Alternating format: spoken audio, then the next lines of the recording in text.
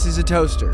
Sadly, it's more consistent than me, which is pretty embarrassing because it literally does one thing every single day. And me, on the other hand, I wake up and choose chaos.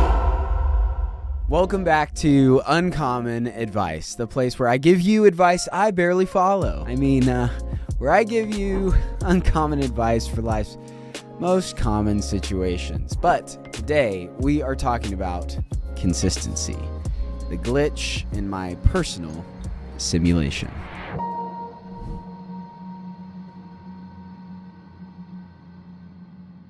Look, I'll be honest with you. I suck at being consistent.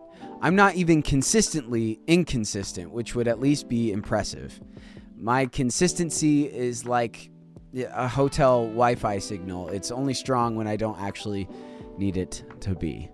And I've tried to be that person that, is like waking up early and drinking water and doing morning workouts. And every time I try, I feel like there's this inner voice. There's this part of me that's like, what if we didn't? And then suddenly I'm on my phone again, scrolling. The thing is, we love starting things. Starting feels exciting. It feels fresh, motivating, like the world is this blank canvas that you can start all over with, but continuing sucks.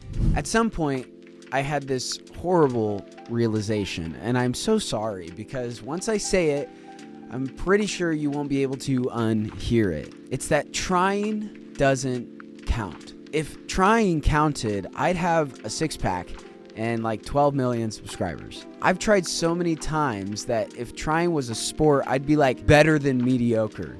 But consistency doesn't care about how many times I try. It cares about my reps. Motivation is a feeling, and it's a great feeling, but consistency is not a feeling. It's a decision. I want to be honest. Most days, I do not make that decision. Okay, here's something that I don't think anybody will tell you. Thinking about being better can actually deceive you into thinking that you are better. I can definitely remember times where I have thought about working out, or I've thought about making content, or I've thought about producing my music, and those thoughts, it's wild, they actually gave me a sort of hit. Like the fact that I was thinking about those things made me a better person than someone who is just, a slob on the couch watching TV, not thinking about being better. But in reality, I was still the slob, because you don't become consistent by thinking about becoming consistent. You become consistent by doing tiny, boring things over and over again until they accidentally become who you are. For me, the turning point was just stupidly simple. I committed to doing a tiny morning workout, like embarrassingly tiny. I started with as many push-ups as I could do, which wasn't a lot, a plank until I started shaking like a leaf, and as many squats as I could do. Something any human could probably accomplish. But here's the wild part. Every day, all I am doing is either doing the same amount as yesterday or adding one to the workout, and it's actually starting to work. Now, I don't feel like a fitness god, but it feels predictable in a good way. All right, here's the part where I pretend to be organized.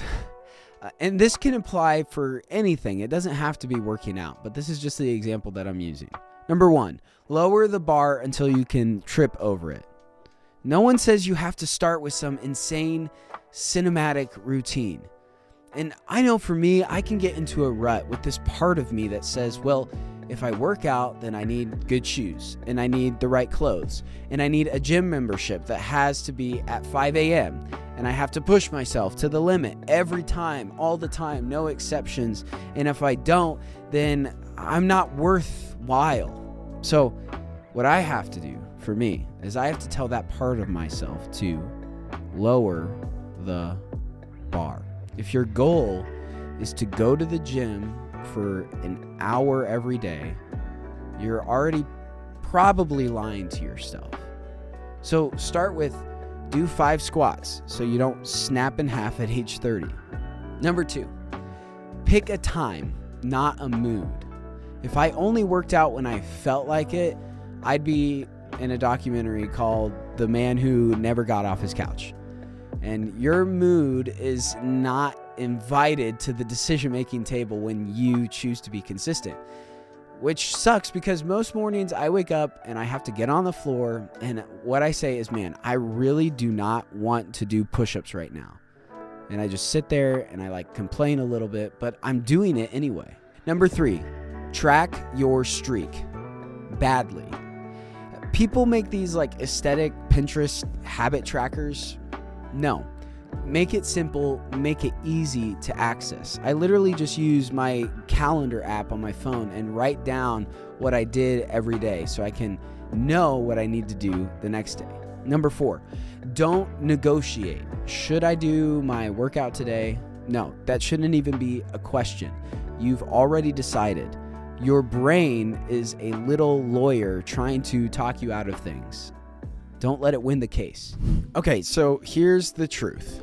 I still suck at consistency. In fact, working out right now is one of the only things in my life that I'm doing consistently. And I am definitely not the authority on this. So why am I making this video right now? It's because I'm trying to be authentic. And where I am right now is not where I want to be, but it's not where I used to be. And I think there's power to that, because when you can stop waiting for yourself to get to this place where you can say, oh, yeah, that's how I used to be, but look at me now. That's where I believe you can start making healthier decisions for your life, because you're aware that you aren't where you want to be yet, and you don't have to be. Like me with consistency. I still miss days, and I still procrastinate, and I still negotiate with myself like I'm 7 and I just got caught doing something wrong, but I'm better than I used to be. And that's the point, right? Because consistency isn't about perfection. I'm a recovering perfectionist. It's about our progress. And if you show up even for 2 minutes, you're becoming the kind of person who shows up. And that, man, that's kind of cool. So yeah, consistency sucks. It's boring. It's annoying, and it gives you nothing at first, but it transforms everything later. And you don't need to move mountains, you just need to move you. That was stupid. Whatever. But I challenge you, be consistent or don't. But if you don't, you're legally required to subscribe to this channel. Sorry, I don't make the rules. Seriously though. I am working on this too. I'm not there yet, but I want to challenge you. Let's get consistent together.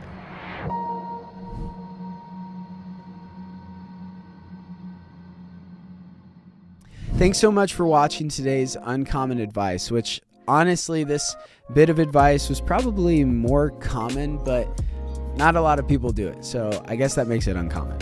What can you do?